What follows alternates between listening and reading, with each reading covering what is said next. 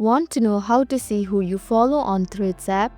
Hello everyone, I'm Jasmine from Take My Life and today I'll walk you through the process of how to see who you follow on Threads app.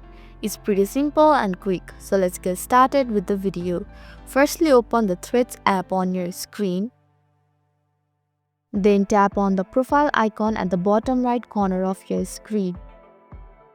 Here you can see your Threads profile. Now tap on the follower option right above the edit profile option.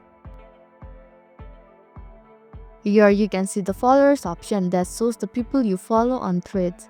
However, tap on the following option to see who you follow on Threads app. So this is how you can see who you follow on Threads app. Thank you for watching Take My Life. I hope this video was helpful.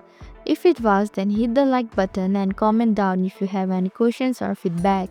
Also, if you are new to our channel, please subscribe and hit the bell icon so that you don't miss our upcoming videos.